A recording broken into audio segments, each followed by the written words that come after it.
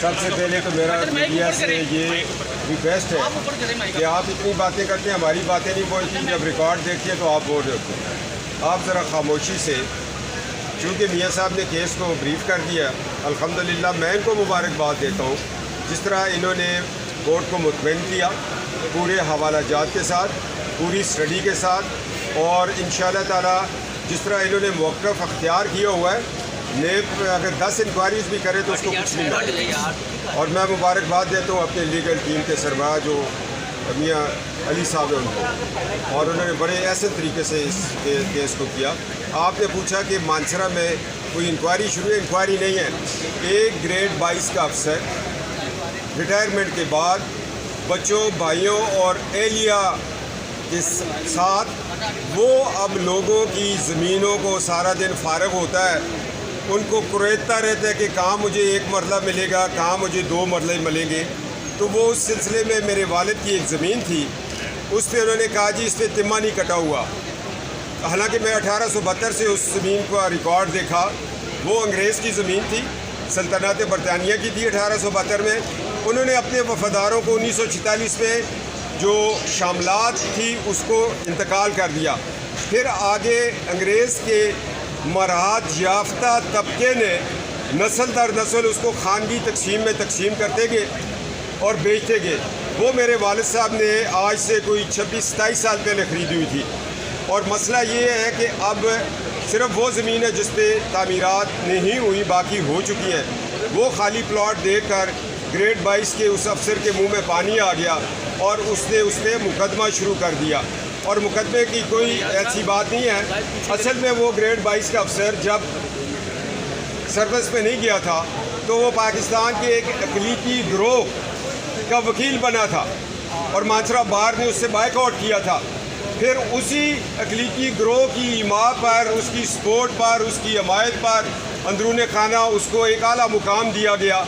और वो आज जहाँ जहाँ भी मेरे ख़िलाफ़ केस है, मेरी पार्लियामेंट के अंदर तहफ़्फ़ुज़ ख़त्म नबूवत की 2 तकरीरें और उसके बाद जो मैं करारदादें लेके आया हूँ, वो अक़लीती ग्रुप कहीं ना कहीं मेरे मुकदमात में पीछे नज़र आ रहा है। और मानसरा में 110% अक़लीती ग्रुप ने अपने एक पुराने नमक ख्वार को आगे किया और मेरे ऊपर एक ज़मीन का केस शुरू कर दिया। हालांकि वो ज़मीन मेरे वालिद की है और हमें हिस्से में मिली हुई है। उस केस को हम इंशाअल्लाह ताला फेस करेंगे। और अल्लाह का शुक्र है कि उस ग्रेड 22 के अफसर की एहलिया मोहतरमा अपनी एक फुफोजात बहन को फ़ोन करती हैं कि खुदा के लिए अपने दामाद को कहो कि सफदर को 145 इसकी ज़मीन पर लागू हो, वो सारा अटैचमेंट 145 की करे।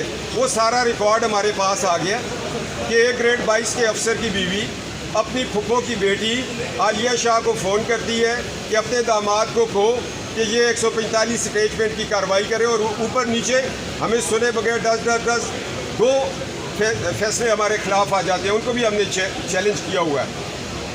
और इंशाअल्लाह ताला ये तो एक कानून है कि एक पार्टी को भी सुना जाए, दूसरी को भी सुना जाए। वो मुझे ये लगा कि शायद 1947 से पहले जब पाकिस्तान नहीं बना था, गोरों की हुकूमत थी और उसमें इस तरह के फ़ैसले होते थे। ये फ़ैसले हम नहीं होने देंगे। आज ग्रेड 22 के अफसर को मैं कहता हूँ तुम्हारा भाई, तुम्हारा बेटा, ये दहशतगर्दी में भी उनके ख़िलाफ़ FIR हो गई है, कब्ज़ा ग्रुप में भी हो गई है। और तुम्हारी सर्विस के बलबोते पर तुमने अपने फादर इन लॉ को कचरा स्कैंडल में बचाया, अरबों रुपए की करप्शन हुई, लेबर कानूनी बनाई गई, पैसा खाया गया। अब मैं चेयरमैन नेब को कहता हूँ आपको हम ही नज़र आ रहे हैं, क्या वो कचरा कॉलोनी नेब कब उसको प्रोब करेगी, कब उसकी इंक्वायरी करेगी, कब अरबों रुपया खैबर पख्तूनख्वा गवर्नमेंट को वापस होगा। वो एक बहुत बड़ा धोखा हुआ था। एक आम सी ज़मीन जो दरिया की गुट ज़मीन थी, उसके मुख्तलिफ इंतकालात अपने रिश्तेदारों के नाम करके उसका रेट बढ़ाया। फिर एक पॉपुलेशन के मिनिस्टर से साजबाज करके उस ज़मीन को एक्वायर किया गया लेबर कॉलोनी के लिए।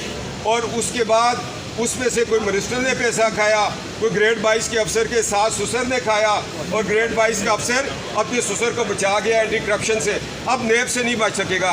पाकिस्तान जिंदाबाद। मेरा एक सवाल है, आपने पीछे जो पीपल पार्टी बनाना के पीछे जो है वो नियत बांध ली, तो अब पीपल पार्टी जो है वो पीडीएम के पीछे नहीं है, पीछे कैमरे एसोसिएशन भी है, उसके हवाले से कोई पैगाम या उसके हवाले से जब कौमी तराना हो तो खड़े हो जाते हैं, जब पाकिस्तान जिंदाबाद हो तो फिर सिलसिला कट जाता है।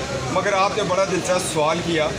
देखिए, दामादों का मसला अपनी जगह है, सियासत की अपनी जगह है, मगर मेरा वजदान कहता है कि चीफ ऑफ दमाद हमारे बगैर नहीं चल सकेगा।